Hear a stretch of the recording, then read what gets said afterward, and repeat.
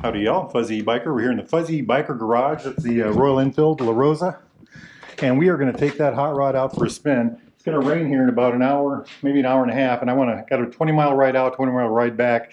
We're going to try to find that Underground Railroad location. I did a video about it a while back, and I'd actually gotten within a mile and a half of it. And today we're going to try to get that, try to find the original site. The site I was at last time, it actually had started raining. That's one of the reasons I turned around or didn't complete the ride. But I thought I'd found it, but it was wrong. So I got exact directions this time. We're going to go try that. The bike, I think she's all ready to go. I lubed up the chain already. I have checked the oil. I've got a new pressure system here where I have it on the dash, so I don't have to check my phone anymore. I just turn this on and it gives me real-time readings. Little sensors on the wheel. I have these on all my bikes. It's just on the other bikes I have to use the phone to do it. On this one I've got real time. The reason I did that is I'd be riding on gravel roads and hit some sort of spots or hit a road where the gravel was deeper or whatever, feel like I had a flat tire, so I had to pull over and check it. This time I can just look down at my gauge and it will tell me. Also, if you have catastrophic tire loss or pressure loss, it will start flashing and making noise. And I don't know what brand that is. SYK TK Rider. I have no information about it. I bought it because it was $54 and fit the need. So I will let you know how that works out. The bike is, I think we're ready to go. Check the fuel. Looks like we're going to be going to a gas station. All right, I'm going to hit the gas station and then we're going to go hit the road. Catch up with you all in a bit. Wahoo! Here, about 23 miles from home now, and it's starting to rain. I'm seeing my glasses and stuff. So following the power lines, this is the spot that it could be. I don't know if it's this spot or this spot. There's also a spot over yonder that it could be. I looked over there, I could not find any signs of a foundation or anything. I don't want to go up here as private property. It looks like there might be a foundation over yonder. Then of course this house is falling down.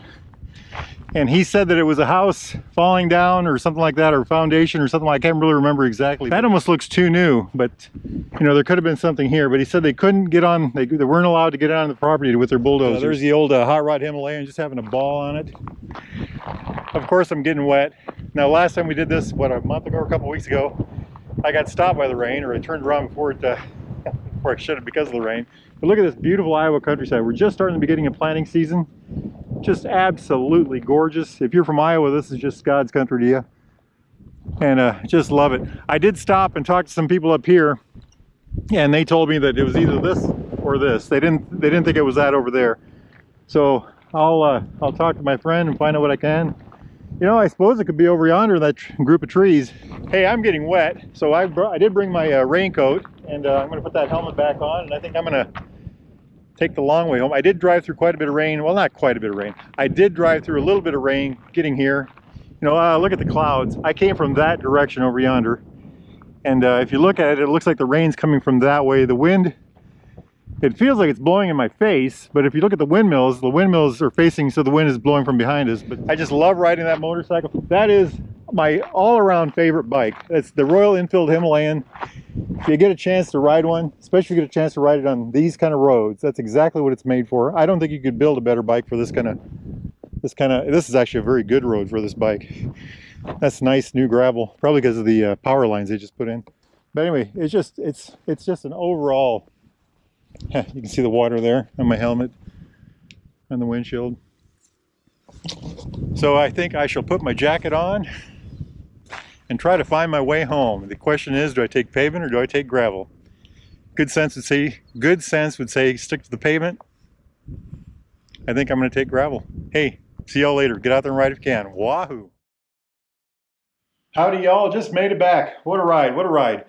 So I think we did find the right spot. I did end up driving around a bunch of gravel in the rain, trying to look for other options that it might have been. There was actually 3 sets of power poles that I checked out. I think we were at the right spot. I did drop the motorcycle after I got the GoPro done right there at that spot, and I got a picture of it here. I'll put it on somewhere. But it fell on this side. And you know, I got this bike 19 months ago, and I really thought I'd drop it sooner than later. So 19 months, I guess once isn't bad, but I really can't find any damage. It got hit on here.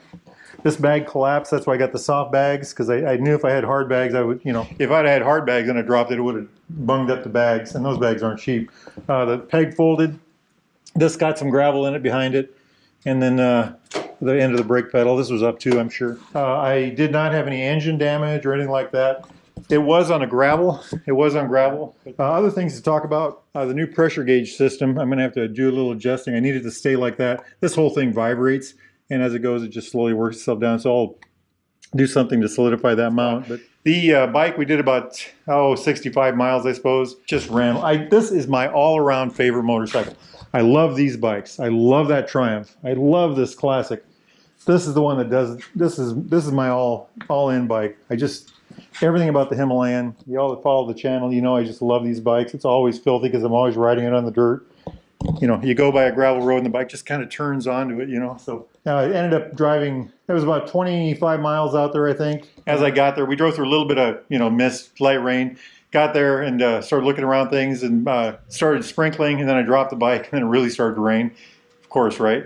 And then once I got the bike up, I thought, well, I'm going to drive home on gravel because, why would I want to go on pavement, right? Then that's when I saw the other set of power lines, so I ended up going down the road, checking it all out, and I think we did find the right set. But this bike is just a dream on gravel. Part of the reason it's so good on gravel are these heavy tires. It's got sluggish handling on the pavement because of that. It would probably have more speed if I got lighter tires, but these things are absolutely beautiful, and they work excellent on gravel. These are Dunlop Trail Max Missions, and this back tire here has about 14,000 miles on it. 14,000 miles. Of course, I've got a new one right over there for it, so when the time comes, I'm ready. Anyway, life is good. Get out there and ride, my friends. Wahoo!